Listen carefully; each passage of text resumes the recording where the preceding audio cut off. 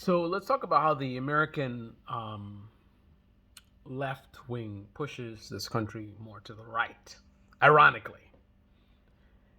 And in some ways, the right wing does the same thing in a different way. But the right wing is definitely doing things that in the long term would open up a massive opportunity for this country to go massively to the left.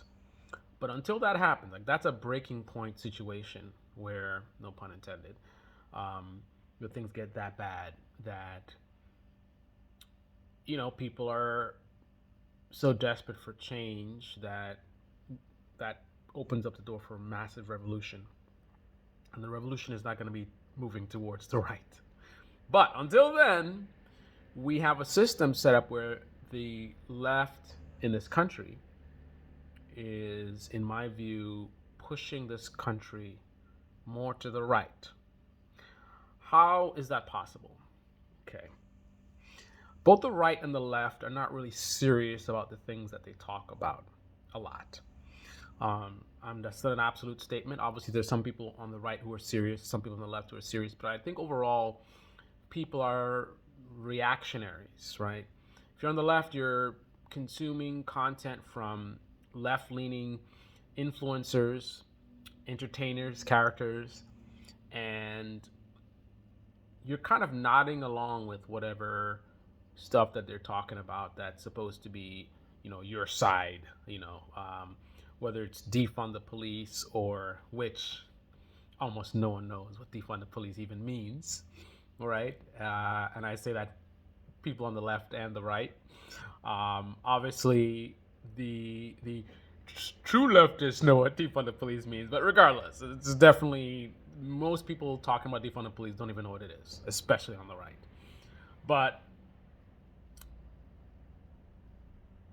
you have some idea, some rhetoric, free college, um, eviction moratorium, right? Which sounds good, and it becomes sort of the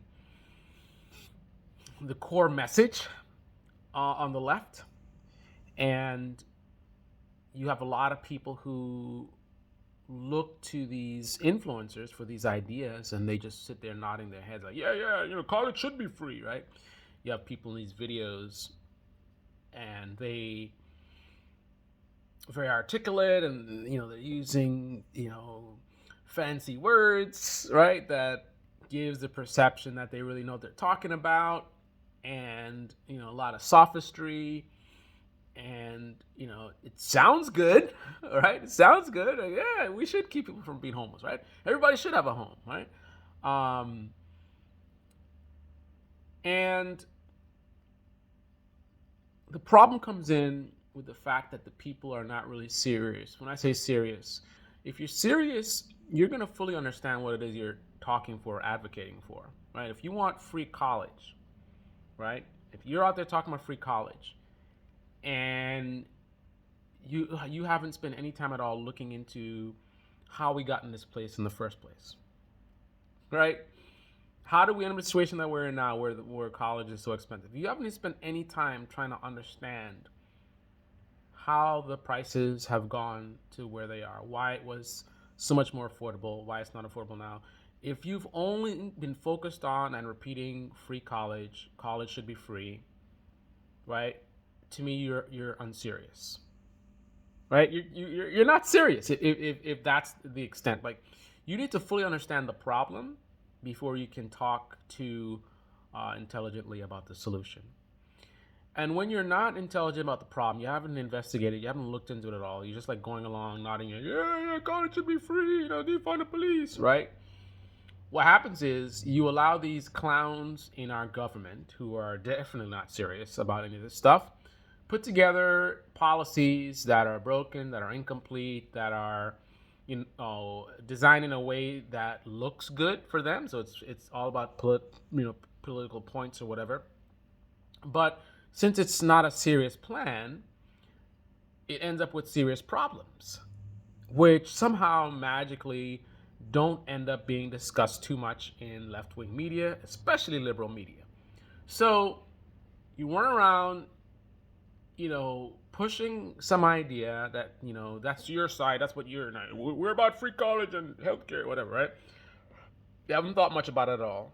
So if the Democrats actually, and they usually won't, but if they actually put some of the policies in place that sort of seem to align with these ideas, then you're looking at it like, oh, okay, at least the Democrats did something good, and you're not even realizing potential damage of these policies because they're half-assed policies, and because you don't really care, you're not looking into it and like how it's working out, and you're hearing these ideas from your left-leaning influencers, and you're nodding your head, and then if any of it comes through, you're like, oh, great, that's great. Let's get more of that, right? You're not really serious, right? You're not looking at it. You're not investigating. You're not trying to understand the problem, which is why you could spend all your time talking about sort of dealing with the consequences rather than addressing the source. Like, why are these prices, what they are, right? Um, so how does that move people to the right?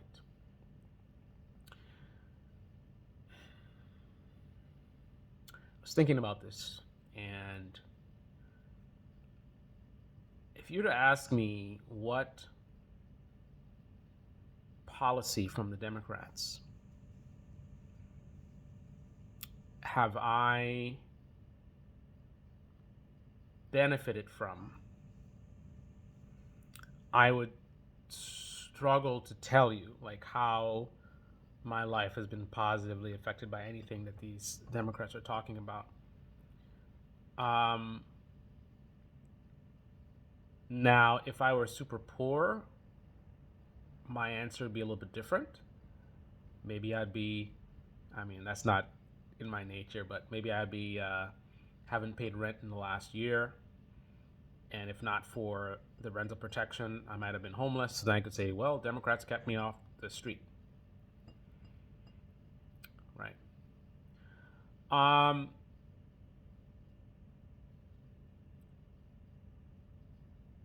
the the people who are the poorest do not obviously represent a sort of larger group. So that means that the people who are benefiting most from these policies represent a smaller group. You have a much larger group of people who are not poor enough to be benefiting from these programs, because there are people who sometimes, like, you're struggling and you are just not poor enough to qualify for food stamps or any of these things. So you're not really benefiting from these things.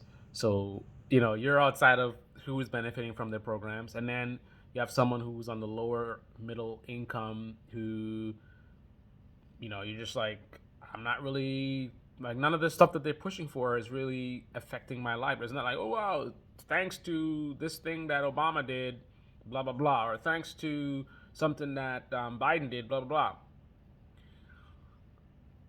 Now, here comes the other problem. The Republican Party is not really about solving anything. They're all about, it's an opposition party, right? You say pretend to be an opposition party, but they are very much aligned with the Democrats in their ultimate goals of serving their donors. But regardless, that is the game that they play. They're the opposition party. So here's the thing: it's very easy to just be opposed to anything the Democrats do. Just say, "Oh, it's socialism, whatever." That's easy to do.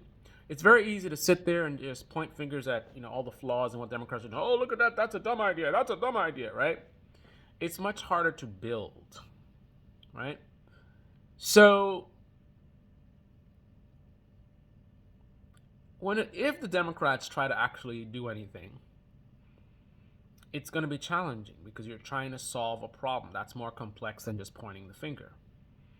Since they don't care, they half-ass it, so they come up with incomplete or just generally bad policies. And these are things that people actually feel. So I have not felt anything from what Republicans do. Well, I don't live in a red state. That helps, I'm sure. I have not felt anything positive from what Democrats do, but I have been hurt by what Democrats do, and that's an interesting thing to think about. You have two parties that are pushing for different policies, right? And the only one that's really directly affecting me are the Democrats, and it's in a very, very negative way. They're putting me to a situation where I could end up homeless.